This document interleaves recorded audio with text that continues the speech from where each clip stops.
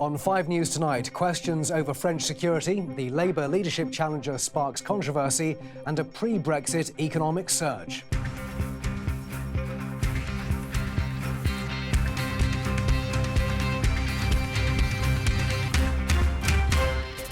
Why was this man on a terrorism watch list able to murder a French priest?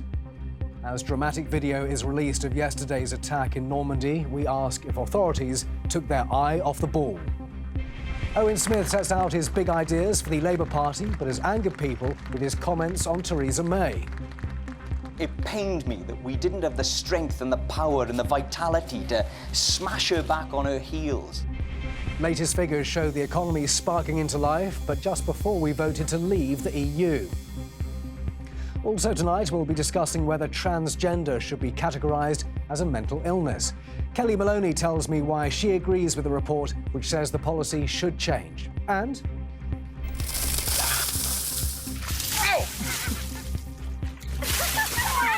how the Ice Bucket Challenge has funded a medical breakthrough.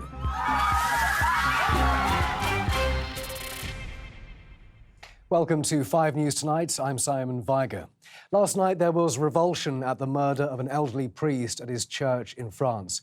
Today there's anger as it emerges that one of the suspected killers was not only known to be a terrorist threat, he was also wearing an electronic tag which was turned off. And in the past couple of hours, new video has emerged of the moment armed police moved in on the attackers. Catherine Jones reports. This is the moment armed police began their assault, captured by a 17-year-old filming from a nearby window.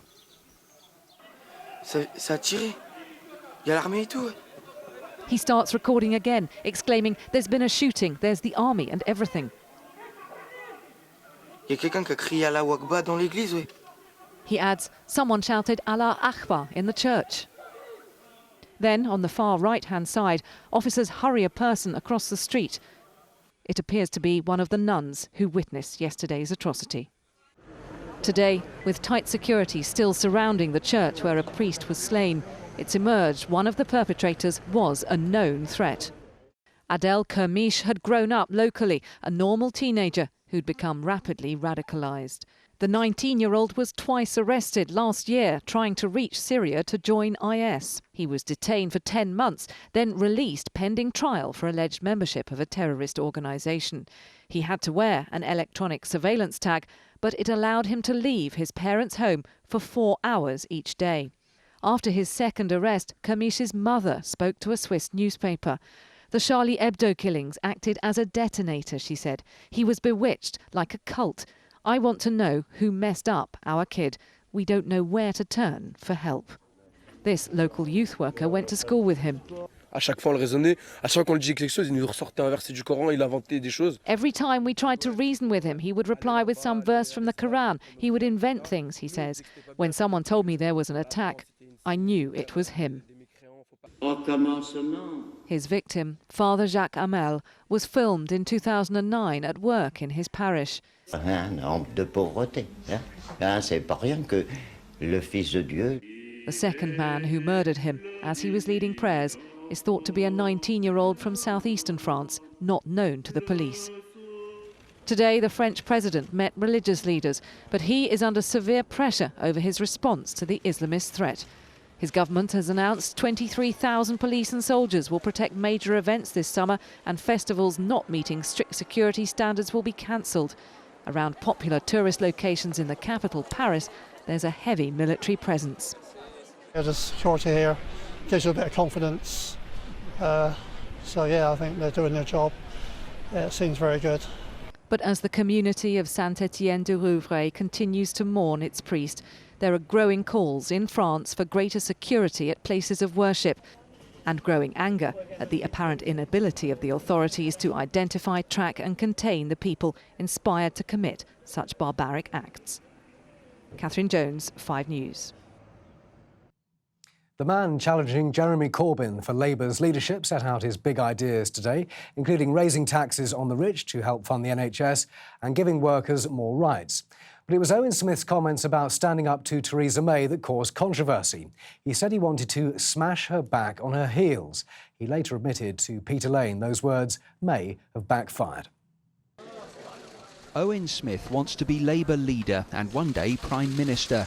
At a South Yorkshire technology park built where a coal mine once stood, he outlined his vision of the future. Investment, not cuts.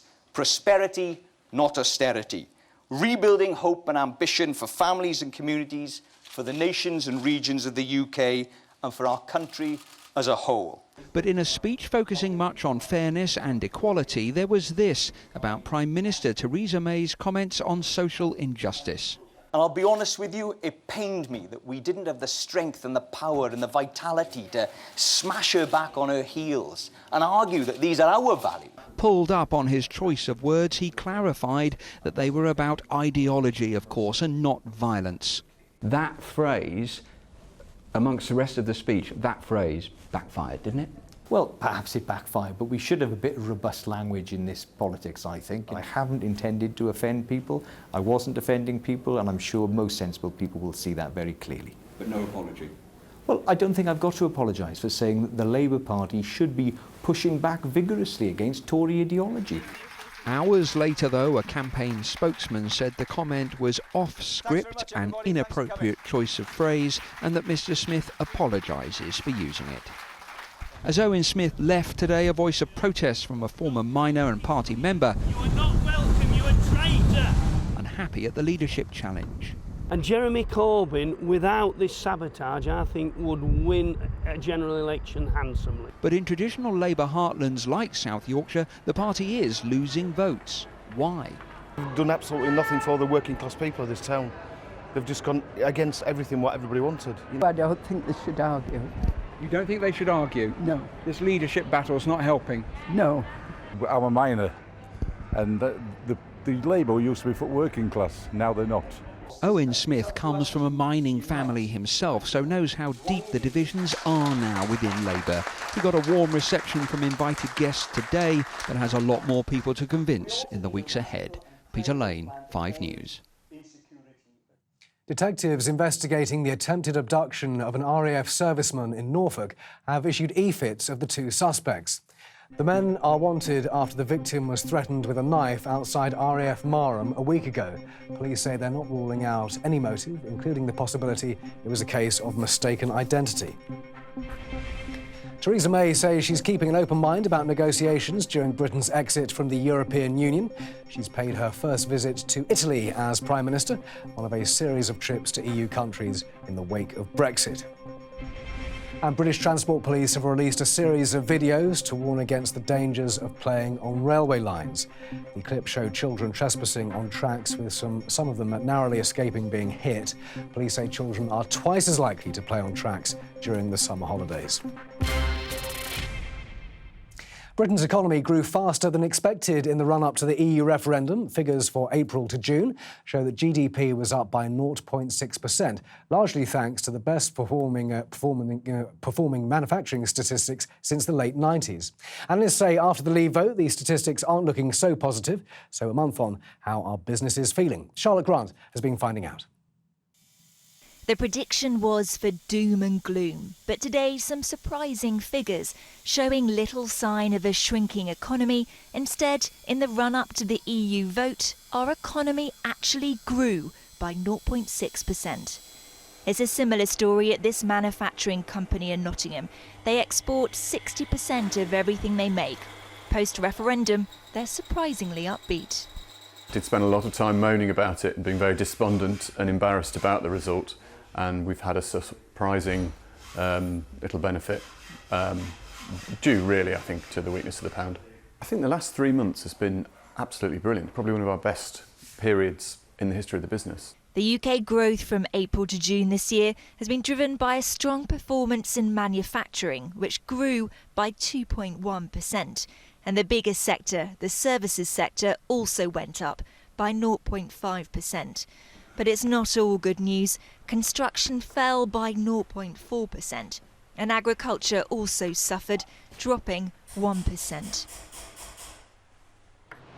The Chancellor, on a tour of City Airport today, said the figures are proof of economic resilience. Well, these second quarter figures are stronger than people expected, and I think what they tell us is that the UK economy is fundamentally strong, as we go into the challenge that we face ahead. That gives us the tools and the scope to respond as the economy requires. And he'll be buoyed by GlaxoSmithKline today announcing a £275 million investment to expand its UK manufacturing sites. But despite all this, Labour believes today's figure shows, besides Greece, Britain's performing worse than any other major developed country. And for those that rely on exporting, a Brexit future feels uncertain. It'd be more like dealing with the US when you're dealing with import duties and shipping taxes and forms, and I think that's basically what we'll end up with Europe, I imagine. And that could have quite an impact? I think it'll have an impact. I think we'll just have to work a little bit harder. We'll have to wait to see the true impact of Brexit, but businesses hope economic activity isn't about to cool down. Charlotte Grant, 5 News. Transgender people should no longer be classed as having a mental disorder. That's according to new research on the issue.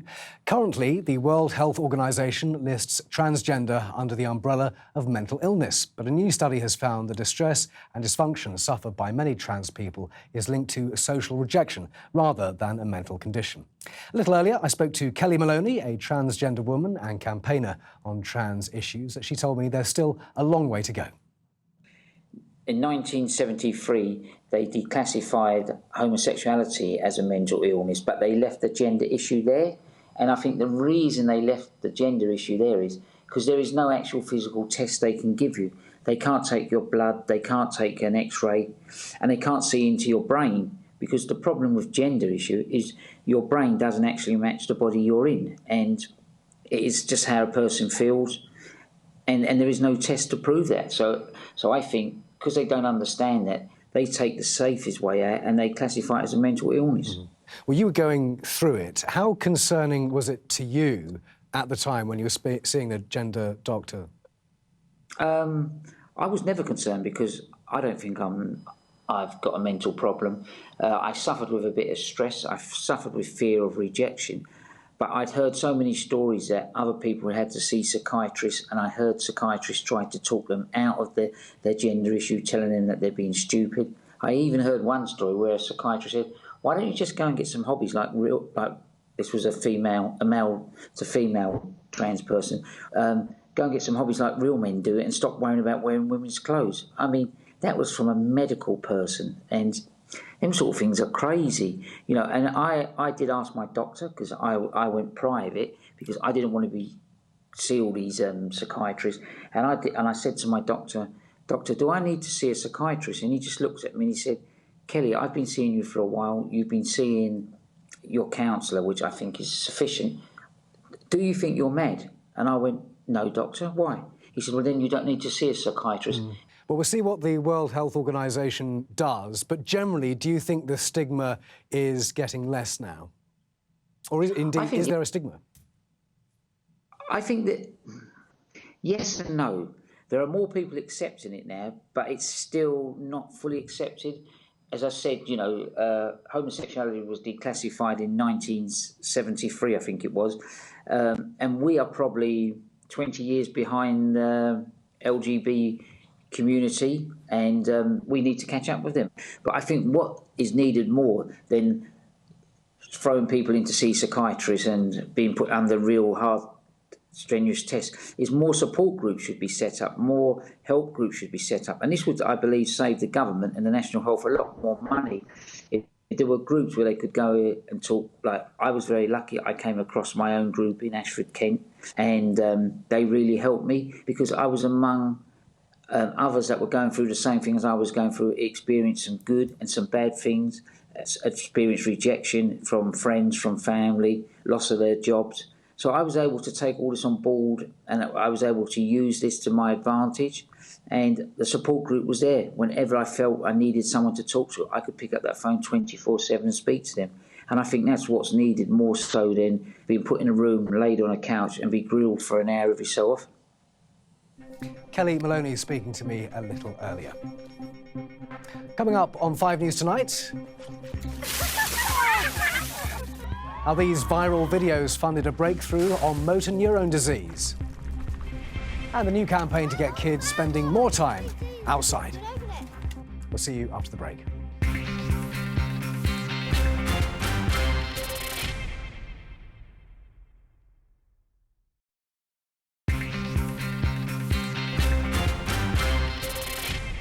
Welcome back. You're watching 5 News Tonight. She made sure America could clearly hear the sound of glass ceilings being shattered. Hillary Clinton made history last night, officially becoming the first woman to be nominated for US president by a major party. At the Democratic National Convention, she was given a very personal endorsement from the man who called her his best friend, husband Bill Clinton. And as Julian Drucker reports, there was a strong message for women and girls everywhere. Hillary Clinton is making history, and against a backdrop of past presidents, she vowed to become the next one.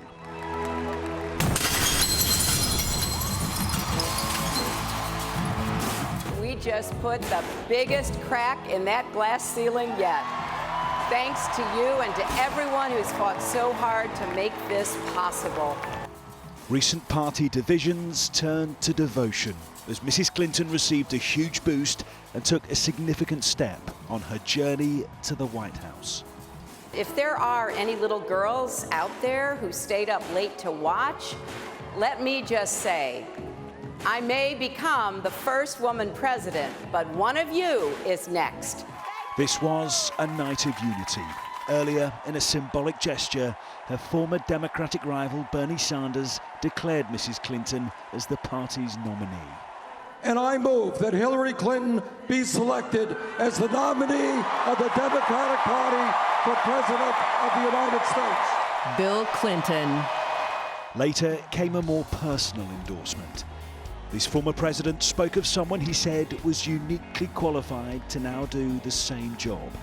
And with warmth, he told the story of how they met 45 years ago. In the spring of 1971, I met a girl. You should elect her. And you should elect her because she'll never quit when the going gets tough. She'll never quit on you. Actress Meryl Streep even wore the American flag to express her enthusiasm. What does it take to be the first female anything? It takes grit and it takes grace. The conference hall hailed Hillary, but there are 100 arduous days till Election Day. Julian Drucker, 5 News. Now, let me take you back to the summer of 2014 and this social media craze. Today, I nominate my believers all over the world. I know you guys got a nice bucket somewhere. The Ice Bucket Challenge went global thanks to the backing of plenty of celebrities, and it raised tens of millions of pounds for motor neurone disease, an incurable condition that attacks nerves in the brain and spine. And now it's been revealed that one of the research projects funded by the money has made an important genetic breakthrough. I'm joined by Chris James from the Motor Neurone Disease Association. Chris, did you ever think it would get that big and raise that amount of money? No, I don't think anybody realised at the time how big this phenomenon was going to be. The extraordinary thing it was an organic process. So it came from people starting to throw buckets of water over their heads with ice in America, then it crossed the Channel, across the Atlantic, and it just became a huge global phenomenon that we could not have believed that it would raise so much money. So what is the breakthrough? Because I've said it's incurable. What's the breakthrough that we can celebrate? Well, this is a really significant finding of a gene called NEC1, and we know that it's been found that it contributes to the familial MND, so the inherited form, which is very rare. But it's also been proved to be one of the main factors that will be causing the other type of MND as well, the non-inherited kind. So it's a very significant breakthrough. We don't get overexcited, but it could help us take things from the laboratory into eventually treatment. treatment. Oh, right. And does it also help families work out if they may be at risk? No, there's no genetic test for MND, unfortunately. It is very difficult to diagnose. But the important thing about this finding and other findings we hope will come from this project is that we can get a bit closer in being able to look at treatments for MND. Now, the actual Ice Bucket Challenge, it did get a bit of criticism for, self-publicists, look at me, and were they actually raising money? What was your take on that? Well, it did raise a phenomenal amount of money. Just in the UK alone, we raised over £7 million for the MND Association, and we put a significant amount of that into the research and the research that's had these findings with these genes. So the great thing is that everybody out there in the UK and around the world who did the Ice Bucket Challenge, they thought they were having fun, but they donated to associations around the world. They've really made a difference. We have found a gene that's taken us a step forward in finding a treatment for MND. Well, that's fantastic, and it's very hard to top that, isn't it? But I bet you're trying to work out what the next craze is going to be. Yeah, I think everybody's trying to work out what the next craze is. As I said earlier, it was an organic process, so no organisation developed this, but clearly social media is a very powerful thing, and I'm sure there's another Ice Bucket Challenge somewhere out there. Well, those are the best ones, the ones that just grow and grow, aren't they? Absolutely. Chris, thanks very much. Pleasure. Fantastic news. Thank you very much. In the age of mobile phones and computer screens, it probably won't surprise you to learn that children today spend half the time their parents did playing outside. Now, it's now down to 4 hours a week, according to a survey by the National Trust, which has now unveiled what it thinks is the must-have handheld device for kids: a stick. Minnie Stevenson has the story. We were just at the muddy bit. Now, if you go down to the woods today, you'll find some keen explorers enjoying the great outdoors. Ever the professionals, armed with binoculars. But this is not the norm. Today, a survey's revealed that children spend only half as much time as their parents' generation did playing outside. So the National Trust have taken matters into their own hands and published a list of things you can do outdoors before you turn 11 3/4, including building dens and climbing trees. They've even got Game of Thrones star Raleigh Ritchie to wrap the advice. And this summer's must-have accessory for playtime is a versatile wooden stick. Plant your feet in the great outdoors. The day is new and clear, so go in search of the mighty stick, Earth's unlikely hero. Today at this woodland in West London, they're learning how to look for wild animals. So how has that gone down with our discerning explorers? Has it been really fun? Yeah. Yeah, really fun? Yeah. What's the best thing about it? Finding animals and using binoculars. The binoculars are cool. Do you want to have a look through yours now?